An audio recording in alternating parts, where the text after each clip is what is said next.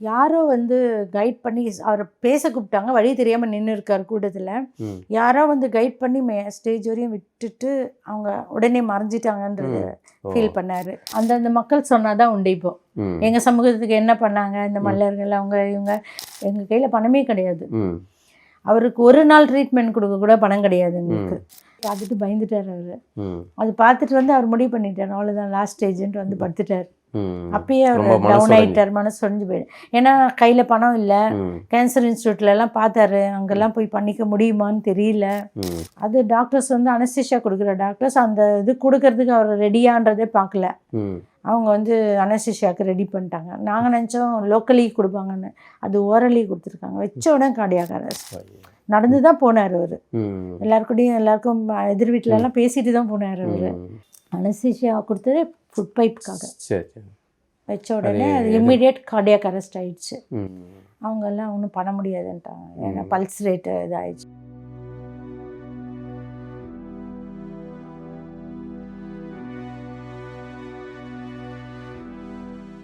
நடந்து போயிட்டு தான் படுத்தாரு. 10 மினிட்ஸில் அவங்க சொல்கிறாங்க கார்டியாக் அரெஸ்ட். அது மறைச்சி வச்சு லேட்டாக சொல்கிறாங்க, சும்மா எங்ககிட்ட வந்து அதை மேனேஜ் பண்ணுறாங்க ஆயிடுச்சுன்ட்டு.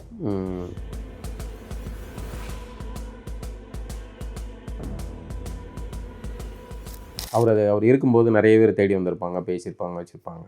அவர் இறந்தது பிறகு யாராவது தேடி வந்தாங்களா? எதுவும் உதவிகள் கிடைச்சதா?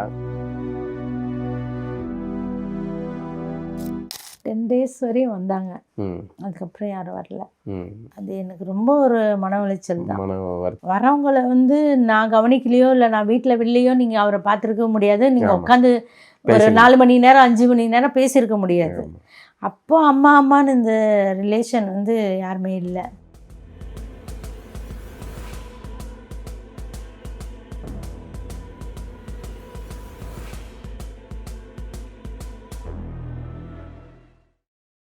அது வருத்தம் இருந்தது. அப்புறம் நினச்சேன் அவங்களுக்கு வேலை இருந்தது வந்தாங்க.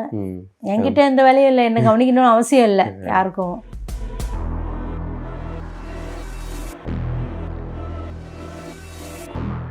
மாதிரியான ஆராய்ச்சி பணிகள் இருக்கனால அவருக்கு உயிருக்கு ஆபத்து இருந்தது மாதிரியான விஷயங்கள்லாம் சொல்லியிருந்தாரு. அது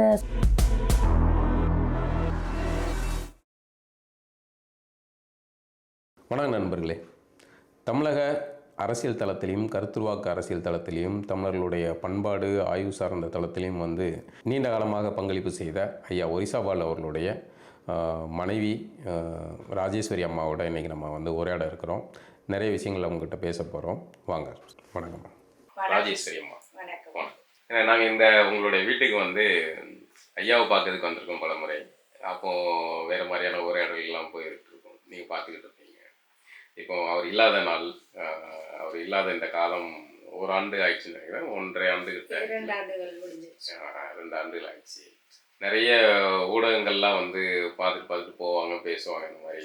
இப்போ அவர் இல்லாத இந்த நாட்கள் எப்படி இருக்குது, அவருடைய நினைவுகளை நீங்கள் பகிர்ந்து. நீங்கள் சொன்னது நிஜம்தான். எங்கள் வீட்டில் எப்போவுமே விருந்தாளிகள் இருந்துகிட்டே இருப்பாங்க, ஒரு கூட்டத்தோடு தான் அவர் இருப்பார். அப்போ வந்து நான் அப்பவும் தனிமையை தான் ரொம்ப ஃபீல் பண்ணேன். ஏன்னா அவருக்கு வந்து அவரோட விருப்பம் சார்ந்த அந்த இதில் இருக்கிறதுனால அவர் விரும்பினார் அந்த மாதிரி மக்களோட இருக்கிறது தான். குடும்பத்தோட அதிக நேரம் கொடுக்கல அவர். அது வந்து கல்யாணம் ஆன நாள்லேருந்தே நான் அது பார்த்தேன். இங்கே எல்லாம் ஒரிசாவிலையும் எல்லா தமிழ் மக்களையும் கூட்டிகிட்டு வந்து இது மாதிரி டிஸ்கஷன் போயிட்டு இருக்கு. அது பழக்கமே ஆயிடுச்சு எனக்கு. ஸோ அவர் இருந்தால் ஒரு கூட்டம் கூட இருக்கணும்ன்றது. ஆக்சுவலி அவருடைய ஊர் என்ன, அவர் எங்கேருந்து, பின்புலம் என்ன அவருடைய பின்புலம் வந்து அவர் விழுப்புரம். ஆனால் பிறந்தது இல்லை உறையூரில். படித்தது பாண்டிச்சேரி, சென்னை அப்படி படித்தார். அப்புறம் வேலை பணிக்காக இங்கே சென்னையில் அவங்களுடைய பெரிய அக்கா, 3 அக்கா ஒரு தம்பி இருக்கு. ஸோ ஒரு அக்காவோட அவங்க வீட்டில் இருந்து இங்கே காலேஜ் படிச்சுட்டு இங்கேயே வேலை பண்ணிட்டு இருந்தார். என்ன வேலையில் சேர்ந்தார்? அவர் வந்து சிஎன்சி மிஷின் இன்ஜினியராக இருந்தார். ஒரு கொரியன் கம்பெனியில் அவங்க வந்து இம்போர்ட் பண்ணிட்டு இருந்தாங்க சிஎன்சி மிஷின் அப்பயே 80ஸ்லேயே. ஸோ அது இன்ஸ்டாலேஷன் அந்த இதில் வந்து இந்தியா ஃபுல்லாக எங்கெல்லாம் இருக்கோ இன்ஸ்டாலேஷன் போவார். ஸோ ஆர்டரிங் எடுக்கிறது, இன்ஸ்டால் பண்ணுறது மிஷின், சிஎன்சி டூலில் இருந்தார். பேசிக்கலி பிசிக்ஸ் அவரோடது. அதில் ரொம்ப ஆர்வம் பிசிக்ஸ் இதில். இல்லை அதில் வந்துட்டு இது சம்மந்தம் இல்லாமல் இருக்கு, இதுக்குள்ளே எப்படி வந்தாருன்னு எதுவும் சொல்லியிருக்காங்களா? அது உள் உணர்வு அவருக்கு எப்பவுமே இருந்திருக்கு. அவர் வீட்டில் படிக்கிற காலத்துலேயே நிறைய புக்ஸ் லைப்ரரி வச்சிருக்காரு. பழைய பேப்பர் கடையிலேருந்து எல்லா புக்ஸ் இது சம்மந்தமாக தேடி நிறைய சேர்த்து வச்சுருந்துருக்காரு. அவருடைய சின்ன வயசுலேருந்தே இது ஆர்வம் இருந்திருக்கு உள்ள. அவர் தனிப்பட்ட முறையில் அவரே வந்து அதை பற்றியான விஷயங்கள்லாம் நிறைய தெரிஞ்சுக்கிட்டாரு. அப்புறம் அங்கே ஒரிசால தமிழ் மக்கள் கூட எல்லாம் பேசுவார். நீங்க இருந்தது சென்னையில, நீங்க அவரை வந்து சிஎன்சி டூல் மிஷின் இன்ஸ்டாலேஷனுக்காக தான் அங்க போனது. ஒரிசாக்கு போனது. ஆனா அங்க போய் ஜாப் விட்டுட்டு. நீங்க காதல் திருமணமா? ஆமா, எங்களோடது காதல் திருமணம். எங்க செஞ்சுக்கிட்டீங்க? அந்த ஆபீஸ்ல தான், பக்கத்து ஆபீஸ், நெய்பர் ஆபீஸ். நான் இந்த எல்என்டி இதெல்லாம் ஏஜென்சில இருந்தேன். எல்என்டி மிஷின்ஸ் சுகர்ஸ் கம்பெனிக்கு மிஷின். நான் சும்மா தான் கேட்டேன். கம்பெனில பிஏவா இருந்தேன். பக்கத்து கம்பெனி வந்து உங்களோட இந்த கொரியன் ஆபீஸ். சோ அப்படிதான் பார்த்தோம். உங்களுக்கு எந்த ஊரு? இந்த மாதிரியான ஒரு இது இல்ல, வழக்கமான சினிமா கதை இல்ல. உங்களுக்கு எந்த ஊரு? எனக்கு கோயம்புத்தூர். கோயம்புத்தூர். அப்பா ஊர் வந்து கிருஷ்ணகிரி. நான் தான் சென்னையிலே செட்டில். அம்மா இங்க வேலை பண்ணாங்க, அப்பா இங்க வேலை. நான் பிறந்து வந்ததுல சென்னை. கல்யாணம் வந்து ஒரு பெரிய இஷ்யூ இல்ல. திருமணம் ஆகி அதன் பிறகு நீங்க ஒரிசாக்கு போறீங்க, இந்த பணி சார்ந்த போயிட்டு அங்க போன உடனே அவரை பணி விடுற மாதிரி தான் இருந்துச்சு. ஸோ அங்கேயே இந்த சீசைட் அம்பரலான்னு சொல்லுவாங்க இல்லையா, கொடை, பெரிய பெரிய கொடை ஸ்டிக்கு, அந்த ஃபேக்ட்ரி ஆரம்பிச்சவங்க. பேங்க், ஸ்டேட் பேங்க் மூலமா லோன் எடுத்து அதை இவருக்கு வந்து போற இடத்துல எல்லாம் ஆர்டர் கிடைச்சது அது. ஸோ இவர் பேசுறது எல்லாருக்கும் பிடிச்சதுனால நிறைய பேர் பல்க் ஆர்டரா கொடுக்க ஆரம்பிச்சாங்க ஹேண்டிகிராஃப்ட்ஸ்ல எல்லாமே. அதே மாதிரி அந்த மக்களோட பழகுனா செஞ்சு கொடுக்கவும் நிறைய ஒர்க்கர்ஸும் வந்துட்டாங்க. பிப்ளின்னு ஒரு ஃபேமஸ் அந்த இடம் இந்த கிளாத்துக்கு. ஸோ அந்த வேலையை நாங்கள் ஸ்டார்ட் பண்ணோம். ஆனால் பேங்க் என்ன பண்ணால் கொஞ்சம் கொஞ்சமாக பணம் இஷ்யூ பண்ணது. பணம் இல்லை, அந்த ஒர்க்கை எடுத்தா முடிக்க முடியல எங்களால். அவங்க கொடுத்தது சஃபிஷியண்டாக இல்லை. அதனால அந்த ஸ்ட்ரகிள் கொஞ்சம் எங்களுக்கு பேக்ரவுண்ட்ல எதுவும் பொருளாதார இது பின்புலம் இல்லை. அதனால அந்த பணியை வந்து சரியா செய்ய முடியாம ஃபெயிலியர் ஆச்சு. கன்னியாகுமரியில இருந்து பசங்களை கூட்டிட்டு வந்து எம்ப்ளாயிஸ் எல்லாம் வச்சாரு. செலவு எங்களால வந்து கண்ட்ரோல் பண்ண முடியல. ஆனா ஆர்டர் நிறைய இருந்தது. அந்த ஒரிசா பயணமே அவர் பின்னாடி அவருக்கு பின்னொட்டா வந்து ஒரிசா பாலுவாவா மாறிடுது அந்த பேரு. ஆனா அது வந்து ஒரியாக்காரங்களோட பழகக்கூடிய சந்தர்ப்பம், நிறைய பெரிய ஹை அபிஷியல்ஸ் அப்படிதான் அங்க இருந்த கலெக்டர் பாலகிருஷ்ணன், ராஜாமணி இவங்களெல்லாம் மீட் பண்ணாரு. அங்க நிறைய பேர் வந்து கலிங்கா விஷயத்தை பத்தி பேசினாரு. கலிங்கா சோழா ரிலேஷன்ஷிப் ஸ்டார்ட் பண்ணிட்டாரு. போய் ஒரு 6-8 மாசத்துல கலிங்கா சோழா ரிலேஷன்ஷிப் அந்த சர்ச்சிங்ல போயிட்டாரு. அதுதான் நான் அவர் பண்ணது. கலிங்கா பாலுன்னு தான் முன்னாடி பேரு. ஒரிசா பாலுன்ற பேருக்கு முன்னாடி கலிங்கா பாலு தான். அங்க இருக்கவங்க எல்லாம் அவர் அப்படிதான் தெரியும். ஸோ கலிங்கா சோழா ரிலேஷன்ஷிப் சோழா இதுக்குள்ள வந்து அப்படியே இங்க வந்து எப்படி போயிட்டாரு ரிசர்ச்ல. அவரு எங்கேயோ நிகழ்ச்சியில தான் பார்த்தேன், அவரு அந்த ஆமைகள் சார்ந்த ஒரு விஷயம் தான் அதிகமா பேசுறாரு. ஆமையும் ஒரிசால தான் அவர் கேட்ச் ஆயிடுச்சு. அங்க வந்து பல்லாசூர் ஆமைகள் வந்து முட்டை போடுறது பெரிய இனப்பெருக்கம் செய்யக்கூடிய அந்த இடம். அந்த இடம் பார்த்ததுல இருந்து அவருக்கு ஆமை மேல ஒரு ஈடுபாடு. எப்படி இவ்வளவு தூரம் வந்து முட்டை போடுது, எங்க இருந்து எல்லாம் வருதுன்னு அங்கேயே சர்ச் ஆரம்பிச்சிருச்சு. இல்ல, இவரு படித்த துறை வேற, இதுக்குள்ள வந்து ஆய்வுக்குள்ள வந்து தன்னார்வமாவே இதுக்குள்ள இறங்கி. இல்ல, அவர் படிச்ச படிப்பு தான் கடல் வந்து அவர் பிசிக்ஸ்ல இதா இருந்ததுனாலதான் நிறைய விஷயங்கள் புரிஞ்சுக்க முடிஞ்சது. சயின்டிபிக்கலியும் பிளஸ் தமிழ் சார்ந்து அந்த இனம் சார்ந்து அப்படி போகாம அவங்க சயின்டிபிக்கலி அதை வந்து எப்படி யூஸ் பண்ணிக்கிட்டாங்க, அவங்க மூளை வந்து எப்படி வேலை பண்ணிச்சு, எப்படி அந்த கடலுடைய இதெல்லாம் கண்டுபிடிச்சாங்க, இந்த ஆழம், இந்த காற்று, நீரோட்டம், இதெல்லாம் அதனாலதான் கனெக்ட் ஆச்சு. சப்ஜெக்ட் தான் படித்த படிப்பும் இதுக்கு பயணத்துக்கு சப்ஜெக்ட் விஷயம் தெரிஞ்சதுனாலதான் அவர் வந்து. ஒரிசால வந்து எத்தனை ஆண்டுகள் இருந்தீங்க? 20 ஆண்டுகள். ஒரிசால நல்ல ஒரே மொழி ஒடிசா நான் பேசுவேன். அவர் ஒரியாக்காரங்கெல்லாம் மீட் பண்ணாரு. அவர் அதுக்கப்புறம் ஈரோக்கா பம்ப்ஸ்ல வந்து ரீஜனல் மேனேஜரா இருந்தாரு. பம்ப்ஸ் கம்பெனியில வேலை பண்ணாரு இந்த இண்டஸ்ட்ரி விட்டதுக்கு அப்புறம். அப்போ கிராமங்கள்ல போய் ஃபார்மர்ஸ்க்கெல்லாம் கூட எல்லாம் கனெக்ஷன், அவங்க எப்படி ஃபார்மிங் பண்றாங்க அதெல்லாம் பார்த்துட்டு மோட்டர் பம்ப் சேலுக்காக போனார், ப்ரொமோட் பண்ணார். அப்போ வில்லேஜுக்கு லாங்குவேஜ் தெரியாமலே வில்லேஜ்ல போய் எல்லாருக்கூடையும் பழக ஆரம்பிச்சு அங்க அந்த மாதிரி மக்கள் அந்த கூட எல்லாம் பழக ஆரம்பிச்சிட்டாரு. அந்த எப்படியோ பேசி பேசி பழகிடுவாரு. எங்க போனாலும் அவருக்கு வந்து ஒரு தனி மரியாதை இருந்தது. ஆனா இவர் எந்த இதுலயும் வந்து ஈடுபடுத்திக்கல, எந்த வேலையிலயும் போல. இவரு ஏதோ ஒரு தேடுதல் அப்ப இருந்து இருந்தது.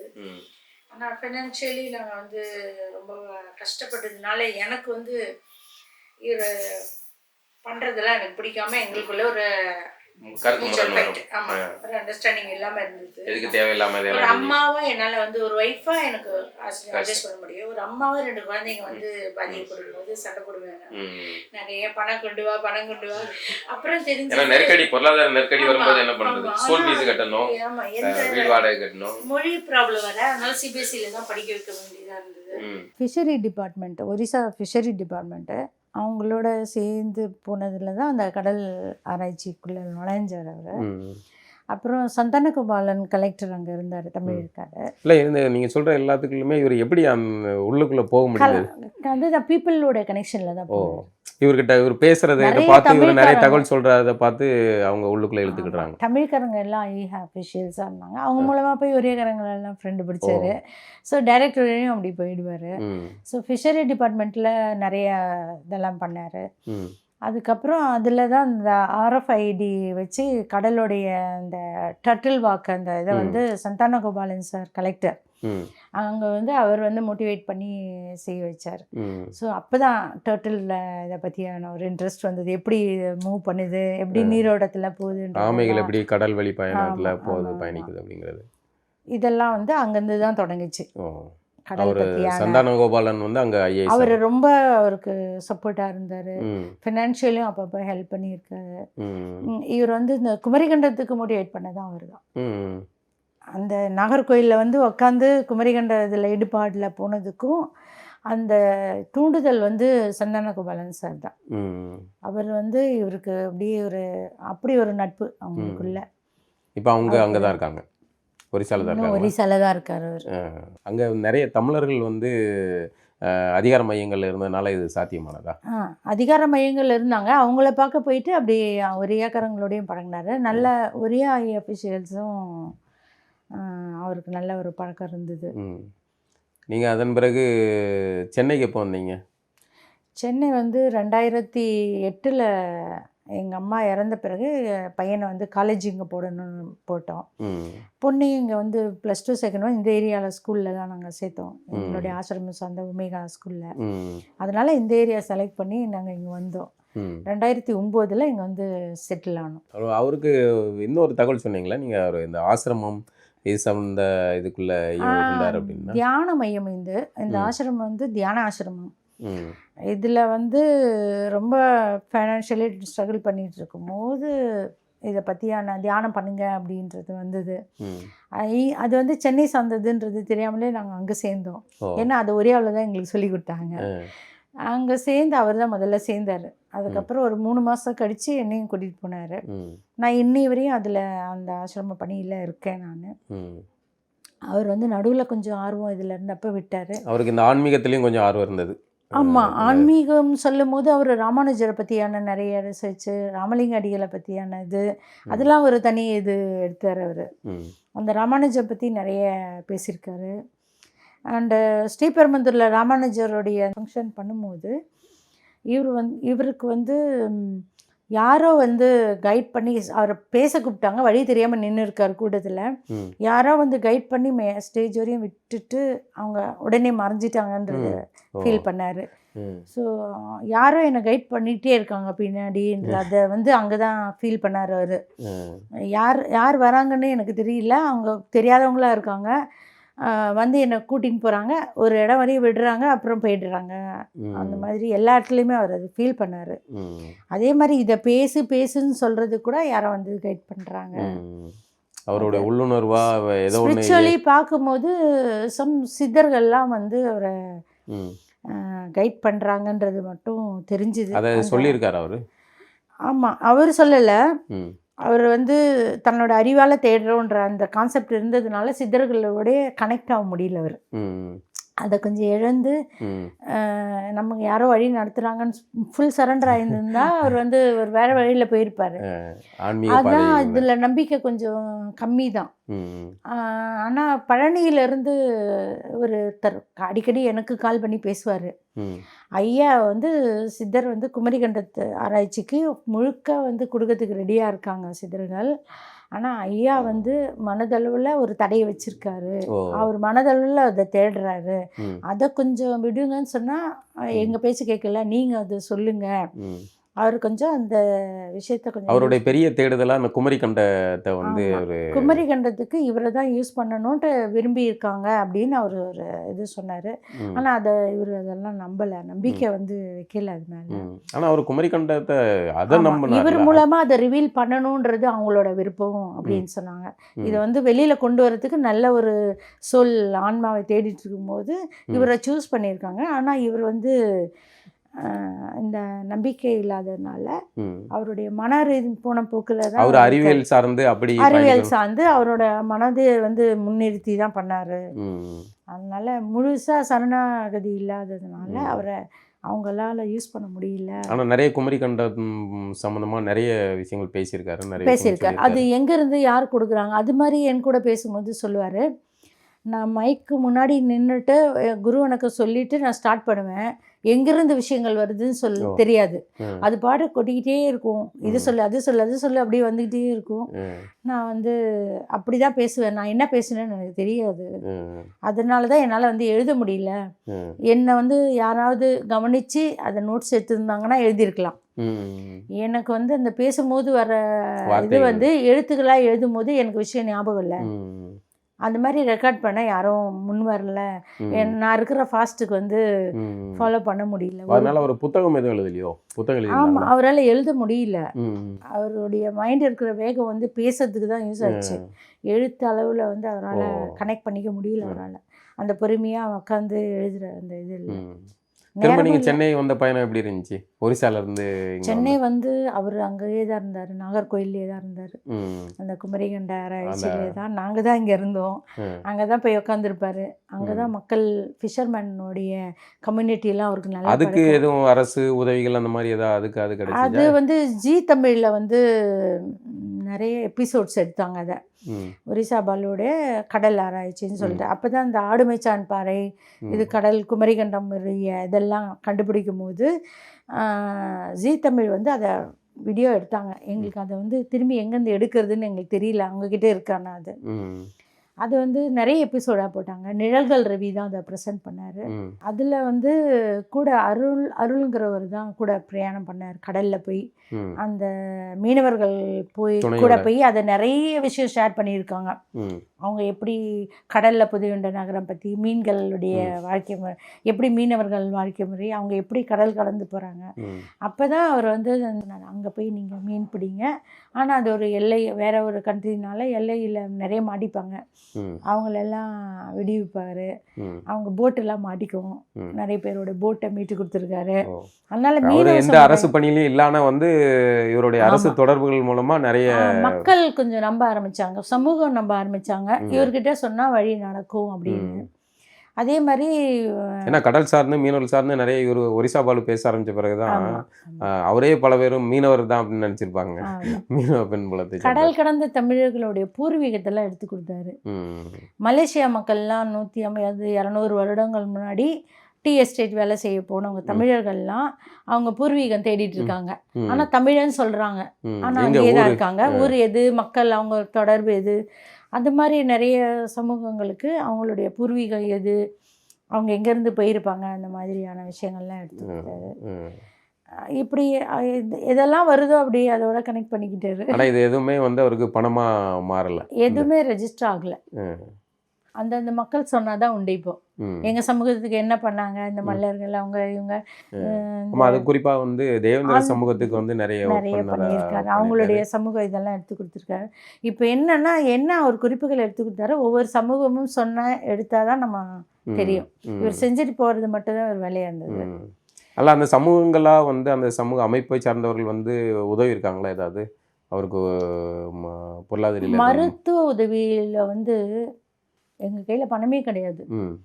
அவருக்கு ஒரு நாள் ட்ரீட்மெண்ட் கொடுக்க கூட பணம் கிடையாது எங்களுக்கு. என்னுடைய பையன் வந்து பிளேஸ்மெண்ட்டில் வேலைக்கு போன உடனே அப்பா கிட்டே சொன்னான், நீங்கள் வந்து உன் வேலையை பாரு, உனக்கு இதில் தான் ஆர்வம் இருக்குது, இனிமேல் ஃபைனான்ஷியலி கவலைப்படாத, குடும்பத்தை நான் பார்த்துக்கிறேன் அப்படின்னு அவர் சொன்ன பிறகு அவர் ஃபுல்லாக இறங்குனார். அப்போ தான். ஆனாலும் எங்ககிட்ட வந்து அவனோட பணம்னால சேவிங்லாம் இல்லை, வர்றது செலவு அப்படி தான் இருந்தது. பொண்ணு கல்யாணம் பண்ணோம், அப்படியே போச்சு. அந்த பண விஷயம் இல்லாததுனால அவருடைய கேன்சர் வந்து நின்னப்போ ஒரு 10 days வந்து ஒரு ஃபுல்லாக டிப்ரெஷனில் போயிட்டார். என்ன பண்ணுறது அப்படிங்கிற. ஆமாம், பயங்கர டிப்ரெஷனில் போயிட்டார். வந்து படுத்துட்டார் அவர் கேன்சர் சொன்னோடனே. அது கூட ஒரு திருச்சியில் வந்து நாக்கில் கேன்சர் இல்லையா? ஆமாம், புண்ணு இருந்தது, அதுக்கு டைமே இல்லை அவர் அதை கவனிக்கவே. அதை வச்சு அப்படியே பேசிக்கிட்டே இருந்தார் நிறைய நேரம். அவருடைய ஸ்பீச் டெலிவரிலாம் 6 மணி நேரம் 7 மணி நேரம் கொடுப்பாரு. ஆரம்பத்தில் நீங்கள் கண்டுபிடிக்கல? அவர் இல்லை, எங்களோடையே சுற்றிக்கிட்டே இருந்தார். 6 மணி நேரம் 7 மணி நேரம்லாம் பேசுவார். அதுக்கப்புறம் கூட்டமாக பேசுவாங்க. இவர் சாப்பிட்டியான்னு கேட்கக்கூடாது, நிறைய பேர் இல்லை. நீ தண்ணி குடிச்சியா, சாப்பிட்டியா, அது அவர் தான் அவர் கேர் எடுத்துருக்கணும். இவர் வந்து சொல்லிக்கிட்டே இருப்பார், கேட்டுக்கிட்டே இருப்பாங்க ஜனங்க. 12 மணி வரையும் கூட இருப்பாங்க. அப்படியே அந்த ஆர்வத்தில் அவரை கவனிச்சிக்கல. அது வந்து அந்த புண்ணு வந்து ஒரு கொரோனா பீரியடில் பல்லு இது பண்ணோம் நானும் அவரும் ட்ரீட்மெண்ட் வீட்டில் ஹோம் இதில். அந்த பல்லு வந்து அந்த புண்ணில் பட்டு இரிட்டேட் ஆகி, அந்த டாக்டருக்கே கொரோனா வந்ததுனால வரவே இல்லை அவங்க. அது இரிட்டேட் ஆகி அது கேன்சராக மாறி இருக்கு, தெரியல எங்களுக்கு. அது வந்து இதில் திருச்சியில் வந்து ஆயுஷ்பதியில் வந்து இவர் அம்பாசிடராக இருந்தார். திருச்சியில் ஒரு ஆயுஷ்பதி மீட்டிங் டாக்டர்ஸோடு நடக்கும்போது பக்கத்தில் இருந்த ஒரு சித்தா டாக்டர், உங்கள் உடம்பு பார்த்தா ஒரு சம்திங் சேஞ்ச் இருக்குது, உங்களுடைய நாடி காட்டுங்கன்னு நாடி பார்த்த பிறகு உன்னோட இது வந்து ஏஜ் வந்து நிறைய ஆயிட்டு இருக்கு, உன்னோட ஏஜ் வந்து 80-90 இருக்கும் செல்ஸ் எல்லாம், இது ஏதோ சம்திங் ராங், நம்ம பார்க்கலான்னு திருச்சியில் கூட்டிகிட்டு போய் அங்கே பார்த்த உடனே தான் அவங்க நாக்கு புண்ணு அங்கேயே பயாப்சி பண்ணிட்டாங்க. தெரியல எங்களுக்கு அதெல்லாம். பயாப்சினா என்னன்னே தெரியாமலே இவர் ஒத்துக்கிட்டாரு. பயாப்சி பண்ணி அது ரிசல்ட் வரத்துக்குள்ளேயே கடகடன்னு 21 days அட்வான்ஸ் ஸ்டேஜில் போயிடுச்சு. அதுக்கு என்ன செய்யணுன்ற நெக்ஸ்ட் ஸ்டெப் யோசிக்க கூட டைம் இல்லை. அந்த பயாப்சி ரிசல்ட் வந்த பிறகு அது கன்ஃபார்ம் ஆயிடுச்சு கேன்சர் தான். அதுக்கப்புறம் கேன்சர் இன்ஸ்டியூட் போய் பார்த்துட்டு பயந்துட்டார் அவர். அது பார்த்துட்டு வந்து அவர் முடிவு பண்ணிட்டார், அவ்வளோதான் லாஸ்ட் ஸ்டேஜ்ன்ட்டு வந்து படுத்துட்டார். அப்பயே அவர் டவுன் ஆகிட்டார், மனசு சொரிஞ்சு போயிடு. ஏன்னா கையில் பணம் இல்லை. கேன்சர் இன்ஸ்டியூட்லலாம் பார்த்தாரு, அங்கெல்லாம் போய் பண்ணிக்க முடியுமான்னு தெரியல. கேன்சர்ன்றது அக்செப்ட் பண்ண முடியல, என்ன பண்ணணும்னு எங்களுக்கு அந்த நாலேஜ் இல்லை. அதுக்கப்புறம் மரபு சார்ந்த சிகிச்சை எடுத்தாங்களா? சித்த வைத்தியம் தான். அந்த 21 days வந்து ஒரு லண்டன் டாக்டர் தான் அங்கே ஆங்காலஜிஸ்ட். மஞ்சள் கோப்பளிக்கிறது இதெல்லாம் இன்டேக் பண்ணுங்க அதெல்லாம் பண்ணார். ஆனால் அது பயாப்சியில் போயிடுச்சு. பயாப்சி ஒன்ஸ் டச் பண்ணால் ஸ்ப்ரெட் ஆகும், ஃபாஸ்ட்டாக அது க்ரோத் ஆயிடுச்சு. அதெல்லாம் கேட்கணும், இந்த சிகிச்சை எடுத்துருக்கணும். அந்த பயாப்சி ஒன்ஸ் வச்சுட்டு அது அலோபதிக்குள்ளே வந்து தான் ஆகணும் நம்ம.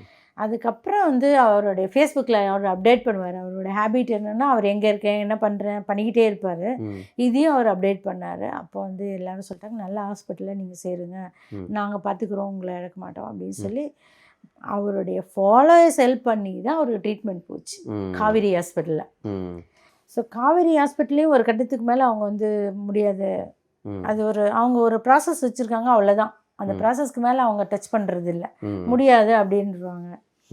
அதுக்கப்புறம் இதில் ரேலாவில் பண்ணோம். ரேலாவில் வந்து விசிட்டிங் டாக்டராக மதுரையில் ஜெபசிங்கன்னு ஒரு மக்களுக்கெல்லாம் சேவை செய்கிறாங்கன்னு அவர் விசிட் பண்ணுவாராங்க. அவர் வந்து டேப்லெட்ஸ் கொடுத்து ஓரளவுக்கு நல்லா தேறிட்டு வந்தார். ஆனால் உடம்பு முடியல அப்படின்ற ஒரு ஹெல்த்து, சாப்பிட முடியலன்றதுனால ஒரு ட்ரிப்ஸ் ஏற்றலாம், ப்ளஸ் பல்லு கொஞ்சம் ப்ராப்ளமாக இருந்தது, அதையும் டென்டிஸ்ட் கிட்ட பார்க்கலான்ட்டு அங்கே போனப்போ போகும்போதே அப்போ ரோடெல்லாம் சரியில்லை அந்த டைமில். அந்த இதில் வந்து பெயின் நிறைய ஆயிடுச்சு, வீக்கம் வந்துருச்சு. டாக்டர் சொன்னாங்க 2 நாள் இங்கே ரெஸ்ட் எடுங்க, ட்ரிப்ஸ் பண்ணி அவரை கொஞ்சம் எனர்ஜி இது பண்ணலான்னு. அப்படி பண்ணும்போது சாப்பாடு த்ரோட்டில் சாப்பிட முடியாதனால வயிற்றில் வந்து டியூப் வைக்கலான்ற ஒரு இதை வந்து சொன்னாங்க, சஜஷன். அது டாக்டர்ஸ் வந்து அனஸ்தீஷியா கொடுக்குற டாக்டர்ஸ் அந்த இது கொடுக்கறதுக்கு அவர் ரெடியான்றதே பார்க்கல. அவங்க வந்து அனஸ்தீஷியாவுக்கு ரெடி பண்ணிட்டாங்க. நாங்கள் நினச்சோம் லோக்கலி கொடுப்பாங்கன்னு, அது ஓரலி கொடுத்துருக்காங்க. வச்ச உடனே கார்டியாக் அரெஸ்ட். நடந்து தான் போனார் அவர், எல்லாருக்கும் எதிர் வீட்டிலலாம் பேசிட்டு தான் போனார் அவர். அது வந்து போயிட்டு அங்கே அனஸ்தீசியா கொடுத்தது ஃபுட் பைப்புக்காக சரி சரி. வச்ச உடனே அது இம்மிடியேட் கார்டியாக் அரெஸ்ட் ஆயிடுச்சு. ம். அவங்கெல்லாம் ஒன்றும் பண்ண முடியாதுன்ட்டாங்க. ஏன்னா பல்ஸ் ரேட்டு இதாகிடுச்சு. எந்த மருத்துவமனை? ரேலா ஓ சரி. ரேலா ஹாஸ்பிட்டல். அந்த நேரம் வந்து இப்படி இன்னும் அவங்க சொல்கிறாங்க, எத்தனையோ பேரில் ஒருத்தருக்கு தான் இப்படி ஆகும், நாங்கள் எவ்வளோ ட்ரை பண்ணோம், இப்படி ஆயிடுச்சு அப்படின்ற அவங்க வந்து சாரி சொல்கிறாங்க. அந்த இடத்துல நாங்கள் ஃபைட் பண்ணுறதா, இந்த விஷயத்தை அக்செப்ட் பண்ணுறதா, என்ன பண்ணுறது, அடுத்து எப்படி ரெடி பண்ணுறதா, எங்கள் 2 பேருக்கு ஒன்றுமே புரியல. அதுக்குள்ளே மீடியாவுக்கு போயிடுச்சு எப்படியோ. இவன் அந்த குரூப்பில் இருக்கவங்களுக்கு போட்டா மெசேஜ் இது மாதிரி இறந்துட்டுன்னு அது போய் மீடியா அங்கேயே வந்துட்டாங்க ஹாஸ்பிட்டல்லையும். அந்த மீடியாக்காரங்களையும் டீல் பண்ணுறதா, நாங்கள் இருக்கிறது நாங்கள் 2 பேரும், என் பொண்ணு 2 குழந்தைகள், நாங்கள் ஒன்றுமே பண்ண துணைக்கு யாருமே இல்லை கூட. அதனால என்ன பண்ணது, அவங்க கூட சண்டை போட்டு யூஸ் இல்லை, முடிஞ்சு. அப்படி உங்களுக்கு உறவுகள் அப்படின்னு யாருமே, அவர் தரப்பு உறவுகளோ இல்லை உங்கள் தரப்பு? உங்களுக்கு அம்மா மட்டும் தான் இருந்தாங்க இல்லையா? அம்மா இல்லை, அம்மாவும் இறந்துட்டாங்க 2008. எனக்கு யாரும் இல்லை, அக்கா மட்டும் இருந்தாங்க. அவங்கெல்லாம் சப்போர்ட்டில் இருந்தாங்க. அந்த டைமில் ஹாஸ்பிட்டலில் வந்து அன்எக்ஸ்பெக்டட், எங்களுக்கே தெரியாது இப்படி நடக்கும் நம்ம எதிர்பார்த்து. ஆமாம், எல்லாமே ஒரு 10 மினிட்ஸில் முடிஞ்சிடுச்சு. அவர் நடந்து தான் போனார் ரூமுக்கு, நடந்து போயிட்டு தான் படுத்தார். 10 மினிட்ஸில் அவங்க சொல்கிறாங்க கார்டியாக் அரெஸ்ட். அது மறைச்சி வச்சு லேட்டாக சொல்கிறாங்க, சும்மா எங்ககிட்ட வந்து அதை மேனேஜ் பண்ணுறாங்க ஆயிடுச்சுன்ட்டு. அது அனஸ்தீசியா அவருக்கு உடம்பு ஒத்துக்கல, அந்த எனர்ஜி இல்லை அவருக்கு, அதை இன்னும் பண்ண முடியல எங்களால். இல்லை, அவர் காலத்துக்கு அப்புறம் அந்த மறைஞ்சதுக்கப்புறம் அவர் இருக்கும்போது நிறைய பேர் தேடி வந்திருப்பாங்க, பேசியிருப்பாங்க, வச்சுருப்பாங்க. அவர் இறந்தது பிறகு யாராவது தேடி வந்தாங்களா? எதுவும் உதவிகள் கிடைச்சதா? இல்லை, அந்த 10 days வரையும் வந்தாங்க, அதுக்கப்புறம் யாரும் வரல. வீட்டுக்கு விசிட் யாருமே வரல. அது எனக்கு ரொம்ப ஒரு மன உளைச்சல் தான், மன வருத்தம். ஏன்னா பொதுவாகவே தமிழ் சமூகத்தில் வந்து தங்களுக்காக பாடுபடுறவங்கள தேடி திரும்ப அவங்க என்ன செஞ்சாங்க, எனக்கு அந்த கோபம் இருந்தது. ஏன்னா வரவங்களை வந்து நான் கவனிக்கலையோ இல்லை நான் வீட்டில் வெளிலையோ நீங்கள் அவரை பார்த்துருக்க முடியாது, நீங்கள் உட்காந்து ஒரு 4 மணி நேரம் 5 மணி நேரம் பேசியிருக்க முடியாது. அப்போ அம்மா அம்மான்னு இந்த ரிலேஷன் வந்து யாருமே இல்லை, அது வருத்தம் இருந்தது. அப்புறம் நினச்சேன் அவங்களுக்கு வேலை இருந்தது வந்தாங்க, என்கிட்ட எந்த வேலையும் இல்லை, என்ன கவனிக்கணும்னு அவசியம் இல்லை யாருக்கும். அதனால் அது அக்செப்டன்ஸ் கொண்டு வந்தேன். நான் தியானத்தில் இருக்கிறதுனால எனக்குள்ளேயே நானே இது பண்ணேன். ஆனால் அது வந்து ரொம்ப பெயின்ஃபுல்லாக இருந்த காலம் இல்லையா நமக்கு?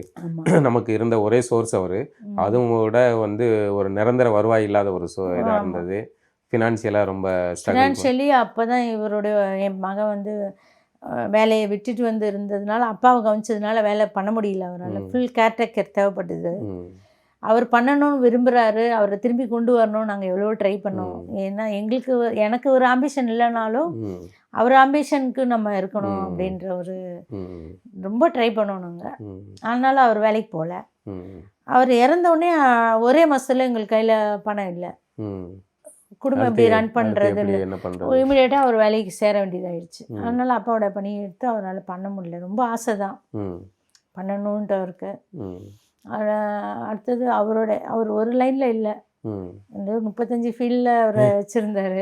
ஒவ்வொருத்தரும் ஒரு ஃபீல்ட் பற்றி பேசுகிறாங்க. அவர் மூலமாக தான் அந்த கல்வெட்டுகள் இதெல்லாம் வந்து பெங்களூர்ல இருந்தெல்லாம் கொண்டு வந்தது, நிறைய விஷயங்கள் அவர் நீங்கள் செப்பரேட்டாக பார்த்தீங்கன்னா உங்களுக்கு அந்த நாலேஜ் இருக்கிறதுனால அது செப்பரேட்டாக தோணும். ஆனால் அவர் கனெக்டிவாக பார்த்தார், ஒன்றுக்குள்ளே போய் ஏன்னா ஒன்றும் தனி கிடையாது, எல்லாம் வந்து ஒன்றுக்கு. ஆமாம், ஒன்று இல்லைன்னா ஒன்று இல்லை, அந்த மாதிரியான அவருக்கு ஒரு புரிதல் வந்தது. அப்படி தான் ஒன்றுக்குள்ளே போய் ஒன்று தேடினார் அவர். ஆனால் தனித்தனியாக பிரிச்சிங்கன்னா 35 ஃபீல்டுன்னு சொல்லலாம், 35 கனெக்டட். இந்த இதை பற்றி தமிழர் சார்ந்த விஷயங்கள் பற்றிலாம் அவர் உங்கள்கிட்ட வந்து விரிவாக பேசியிருக்காரா? ஷேர் பண்ணுவார். ஆராய்ச்சி பற்றி பேசுகிறதுக்கோ அவர் இந்த தமிழ் சார்ந்த விஷயம் பேசுறதுக்கோ எனக்கும் நேரம் இல்லை. எங்கள் 2 பேரும் உட்காந்து பேசவே நேரம் இல்லை, ஏன்னா மற்றவங்க தான் உட்காந்து பேசிகிட்டு இருப்பாங்க. அவர் வெளியில் போனாலும் ஃபோன் பண்ணி பேச முடியாது. ஆனால் அப்டேட் கொடுத்துட்டே இருப்பேன், இங்கே இருக்கேன்ப்பா, அங்கே பேசிட்டு வந்தேன்ப்பா, அதை சாப்பிட போகிறேன் அப்படின்னு. சில நேரங்களில் வந்து இங்கே தமிழ்நாட்டில் சில டிஸ்ட்ரிக்ட்லலாம் போய் கொடுக்கும்போது காலையில் 9 மணிக்கு கால் பண்ணுறேன், நான் ஆரம்பிக்கிறேன், நைட்டு 9 மணி இப்போ வரையும் நான் ஒன்றுமே சாப்பிடல, டீ தான் குடிச்சேன்னு. அதெல்லாம் ரொம்ப வருத்தமாக இருந்தது எனக்கு. ஏன் இப்படி நீங்கள் தான் பார்த்துக்கணுங்களே, ஆனால் நான் என்ன பண்ண, கூட்டமாகவே இருக்காங்க, சாப்பிடல, எல்லாரும் சாப்பிடும்போது கூட பேசுகிறாங்க, அந்த நேரம் என் வாயில் சாப்பாடு போட முடியல அப்படின்னுவாரு. ஸோ வருத்தப்படுவார் என்கிட்ட. அவர் பர்சனலி வந்து அவரை பாதித்த விஷயங்கள்லாம் என்ன ஷேர் பண்ணுவார்.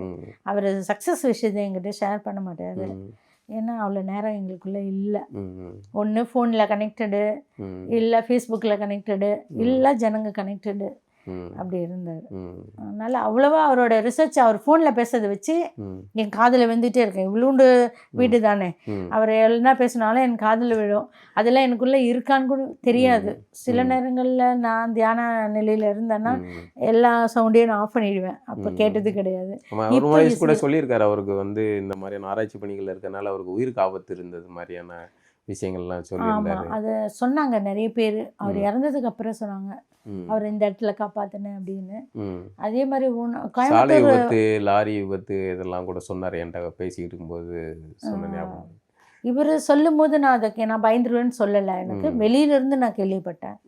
கோயம்புத்தூர் உடம்பு சரியில்லாதப்போ கூட்டின்னு போனப்போ அங்கே ஒரு 4-5 பேர் சொன்னாங்க, இவருக்கு உணவில் மருந்து கொடுத்து பண்ணுறது எங்களுக்கு தெரியும், அவர் டிஸ்டன்ஸை நாடி இது பண்ணுவார். அவர் கண்டுபிடிச்சிட்டு இமிடியேட்டாக வந்து பாலு அங்கே எதையும் சாப்பிடாதான் சொல்கிறதுக்கு ஃபோன் பண்ணால் அவர் ஃபோனை எடுக்கலையாம். அவர் சாப்பிட்டு வந்துட்டார். அதில் தான் இருக்குன்றது அவங்க கண்டுபிடிச்சிட்டாங்க. அதனால தான் வாயில் புண்ணு வந்ததுக்கு ரீசன் கூட அதான் சொல்கிறாங்க. இப்போ அவர் இல்லாத இந்த காலம் எப்படி பயணம் போகுது உங்களுடைய வாழ்க்கை நாட்கள்? அவர் இருந்தப்பவும் லொலினஸ் ஃபீல் பண்ணி தான் நான் சண்டை போட்டேன். ஏன்னா எனக்கு லவ் மேரேஜ், பொண்ணு கல்யாணம் ஆகிட்டு பையன் வெளியூரில் இருந்தப்போ அவர் கூட நான் அதுக்கு முன்னாடி வரையும் ஒரு தேடுதல் பசங்களுக்காக இருக்கணும்னு நினச்சா அந்த இருக்கிறதுக்கான அந்த சூழ்நிலையே இல்லை. இப்போவும் ஒரு கூட்டம், எனக்கு ஒரு வேலை இருந்துக்கிட்டே இருக்கும், அவரை கவனிக்கிறது, அவர் கூட இருக்கிறவங்கள கவனிக்கிறது அப்படின்னு. உடம்பு சரியில்லாதப்பவும் என்னால் வந்து அதில் தான் கவனம் இருந்தது. அப்பவும் ஒரு லோன்லினஸ் ஃபீல் பண்ணேன். அப்போ அந்த லோன்லினஸ் என்னென்னா கோபமாக இருந்துச்சு. நேரடியாக பேசுறதுக்கு ஆள் இருந்தாங்க, நீ இப்படி பண்ணுற அப்படி பண்ணுறேன்னு. இப்போ லோன்லினஸ் வந்து எனக்குள்ளேயே அம்மிக்கு வைக்கிற வேண்டியதாகிடுச்சு. யார்கிட்டையும் ஷேர் பண்ணாலும் புரிஞ்சுக்கிற ஒரு நிலை இல்லை. இந்த மாதிரியான ஐயா மாதிரி தமிழ் பணிகள், இந்த சமூகம் சார்ந்த பணிகளில் ஈடுபட்டுக்கிட்டு இருக்கவங்க அல்லது அந்த ஈடுபட்டுக்கிட்டு இருக்கவங்களுக்காக மற்றவங்க இயங்குறவங்க இவங்களுக்கு எதாவது சொல்ல விரும்புகிறீங்களா? தமிழினத்துக்கு எதாவது சொல்ல விரும்புகிறீங்களா? நிச்சயமாக. இது அவர் வந்து என்னென்னா எதையும் அவர் வச்சுக்க விரும்பவே இல்லை. அவருக்கு வந்ததெல்லாம் வெளியில் வந்து ஓப்பனாக வரவங்கக்கிட்ட ஷேர் பண்ணிவிடுவார். எதில் ஃபேஸ்புக்கில் கேட்டால் பதில் சொல்லிவிடுவார். மீடியாவில் எல்லாத்தையுமே ஓப்பனாக சொன்னார். நீங்கள் ஏன் இப்படி பண்ணல, ஏன் புக்குன்னா அது ஒரு இடத்துல தான் போய் அடங்கும், 4 பேர்கிட்ட தான் போய் சேரும். இப்போ வந்து சோஷியல் மீடியா ஒரு நல்ல ஒரு ரீச் அவுட்டு. எனக்கு ஆனதெல்லாம் நான் கொடுத்துடணும்னு நினைக்கிறேன். அதை எடுத்துக்கிட்டு யார் வந்து அவங்கள ரெடி பண்ணிக்கிறாங்களோ பண்ணிக்கிட்டோம். அப்படி தான் அவர் இது பண்ணார். இப்போது கைடு வேணும்னு எப்போவுமே எதிர்பார்த்துட்டு இருந்தால் நம்ம லிமிட்டட் ஆகிடும். அவர் கொடுத்த அந்த வழியும் எப்படி செய்யணுன்ற அந்த மோட்டிவேஷனையும் வச்சுக்கிட்டு அவங்க மேலே மேலே எல்லோரும் அவங்க பாதையில் போனால் நல்லது தான். எதுக்காக எந்த நோக்கத்துக்காக எல்லாரையும் ஈடுபடுத்தினாரோ அதில் எல்லாருமே சக்ஸஸ் ஆனால் அதுவே அவருடைய ஆன்மாவுக்கு ஒரு மகிழ்ச்சியாக இருக்கும். இப்போ அவர் நிறைய வேலைகள் செஞ்சுருக்காரு. தமிழர்கள் சார்ந்த வெவ்வேறு துறைகள்லையுமே அவருடைய பங்களிப்பு இருக்குது, ஒரிசா பாலுடைய பங்களிப்பு. இப்போ அதற்கான ஒரு குறைந்தபட்ச அங்கீகாரமாக அப்படி தமிழக அரசு தரப்பில் ஏதாவது நடந்ததா? அந்த வருத்தங்கள் எதுவும் இருக்கா உங்களுக்கு? அரசு தரப்புலேருந்து என்னை யாரும் காண்டாக்ட் பண்ணவும் இல்லை. என்ன நடக்குதுன்னு எனக்கு தெரியல. அவர் கூட இருந்து ஆய்வு பணியில் இருந்தவங்க தான் அதை கொண்டு போகணும். நான் குடும்பத்தில் இருந்து என்னால் வந்து அதை கொண்டு போக முடியாது. பட் அவங்கெல்லாம் பண்ணணும்னா நான் என்ன செய்யணும்னாங்கன்னா அது நான் சப்போர்ட். ஒருவேளை இவர் வந்து திராவிடத்துக்கு தமிழர்கள் வேறு திராவிடர்கள் வேறு அப்படிங்கிற ஒரு பார்வை இருந்தனால அவர் புறக்கணிக்கப்பட்டார்னு நினைக்கிறீங்களா? அது இருந்தது, அது நிறையவே இருந்தது. இவர் சீமான் கடைசி வரையும் அவருடைய இதில் பண்ணார். வந்து அவர் சொன்னது என்னென்னா, உங்களுடைய பாலுவை வந்து நாங்கள் ரொம்ப யூஸ் பண்ணிக்கிட்டோம் எங்களுடைய கட்சி பணிக்காக. அவரோட பேரை நாங்கள் ரொம்ப யூஸ் பண்ணிட்டோம், அது எங்களுக்கு தெரியும். ஆனால் பாலு வந்து தமிழ் சார்ந்து அவர் பொதுவான ஒரு ஆள். எங்கள் கட்சியில் என்றைக்கும் வந்ததில்லை. அவர் தனிப்பட்டு பேசினார். அது எங்கள் கட்சியில் இல்லை, ஆனால் நாங்கள் எங்கள் கட்சி வந்து அவரை பேரை நாங்கள் பயன்படுத்திக்கிட்டோம். இங்கே இருந்தார் அவர். அவருடைய இறப்பப்போ 2 மணி நேரம் வந்து இங்கேயே உட்காந்துட்டு இருந்தார். ஒருவேளை இதுதான் காரணமும் தமிழ் அரசு வந்து அவரை புறக்கணிக்கிறதுக்கு. ஆனால் ஆலந்தூர் இவர் வந்தார் இங்கே, ம். அன்பரசன் வந்தாரு. அன்பரசன் சார் வந்தார், வந்துட்டு மாலை போட்டு போனார். அதோட அவ்வளோதான் தமிழக அரசு. ஏன்னா இங்கே வந்து ஒரு யார் யாருக்கோ வந்து தகைசால் அப்படின்லாம் விருதுலாம் கொடுக்குறாங்க. இந்த மாதிரியான பணிகள் செஞ்ச ஒரிசா பாலு அவங்களுடைய குடும்பத்தை சேர்ந்தவர்களுக்கு அந்த இது வந்து கொடுத்தா அந்த மாதிரியான அங்கீகாரம் கொடுக்கப்பட வேண்டியது. ஆனால் வந்து தமிழ்நாட்டில் அது நான் முயற்சி பண்ணேன், நீங்கள் இவ்வளோ பண்ணியிருக்கீங்க, அட்லீஸ்ட் ஒரு இடமாவது கொடுக்கலாம், நமக்கு இதுவரையும் ஒரு வீடு இல்லை, இங்கே இருக்கிறதுக்கு கூட எதுவுமே இல்லை, அந்த இடத்துக்காவது நம்ம அப்ளை பண்ணலாம் சொல்லுங்கள் அப்படின்னா எல்லாம் செஞ்சிட்ருக்காங்க. நானாக போய் கேட்க மாட்டேன் எதுவும். வெளியில் சொல்லி வந்து அவங்களா கேட்டாங்கன்னா ஓகே அப்படின்னா. அதே சமயம் தமிழக அரசுலேருந்து ஒரு 5 பேர் குழு வந்தாங்க. வந்துட்டு இந்த அயலார் இது நடக்குது இல்லையா, ட்ரேட் சென்டரில் வணிக இதில், அதுக்கு வந்து அந்த வந்து நீங்கள் தலைமை ஏற்கணும்னு வந்தாங்க. வந்துட்டு அப்போ வந்து இவர் முடியாதுன்னு சொல்லி அனுப்பிச்சிட்டாரு. நான் தனிப்பட்டு நான் செய்ய மாட்டேன், அது வந்து அரசுக்கு கொஞ்சம் வருத்தம் இருக்க தான் செய்யுது. ஏன்னா இவருக்கு கான்டாக்ட்ஸ் எல்லா நாட்டிலையும் இருக்கிறதுனால அவங்க என்ன நினைச்சாருன்னா அவங்க கான்டாக்ட்ஸ் வாங்கி விட்டு நினைச்சிருந்தா வந்து திமுக அரசுகளோட சேர்ந்து பயணிச்சிருக்கலாம். அவர் வந்து என்ன நினைச்சாருன்னா அவங்க என்கிட்ட இருக்க கான்டாக்ட்ஸ் வாங்க தான் வராங்க, அது மீறி எனக்கு எதுவும் செய்ய மாட்டாங்க, நீ நினைக்கிற மாதிரிலாம் இல்லைப்பா, நான் கொடுத்துட்டேன்னா என்னை ஒதுக்கிடுவாங்க, அவ்வளோதான். எனக்கு இதுதான் இப்போதைக்கு மூவ் பண்ணுறதுக்கு ஒரு சோர்ஸு, அதையும் நான் கொடுத்துட்டேன்னு சொன்னேன்னா எனக்கு வந்து இல்லை அடிப்படையில் அது சோர்ஸ் அதெல்லாம் கடந்து அடிப்படையில் இவர் தமிழர்கள் பக்கம் நின்னாரு. அது வந்து திராவிடம் தெலுங்கர் அப்படின்னு அவங்க விருப்பம் இல்லாமல் நான் வந்து அதை கவர்மெண்ட் கிட்ட கொடுக்க நான் விரும்பலை இந்த கான்டாக்ட்ஸ்லாம். ஏன்னா இது தனிப்பட்ட விருப்பம், அது கவர்மெண்ட்டுக்கு போய் சேர்ந்துடக்கூடாதுன்றதுனால அதில் கேர்ஃபுல்லாக அங்கீகாரம் அவருக்கு கிடைக்கலங்கிற வருத்தம் உங்களுக்கு. ஆமாம், கண்டிப்பாக இருக்குது. அவர் இருக்கும்போது அவங்க செஞ்சிருந்தா அது இன்னும் நல்லா இருந்திருக்கும். எதுவுமே இல்லாமல் அவர் வந்து அவருடைய செஞ்சதுக்கு பணமாகவும் இல்லை, அவருக்கு அந்த பெருமை சேர்க்குற மாதிரி எதுவுமே இல்லை, எந்த அங்கீகாரமும் இல்லை. நாளைக்கு அப்படி ஒரு சூழல் நடக்கும், எல்லாமும் மாறும், தமிழர்களுக்கான ஒரு காலம் வரும். அதுக்கப்புறம் இது நடந்துட்டு இருக்கு, வணிக இது வந்து நடந்துட்டு தான் இருக்கு. சென்டரில் வராங்க, கொரியாலேருந்து எல்லாம் வந்திருந்தாங்க இந்த இதில்.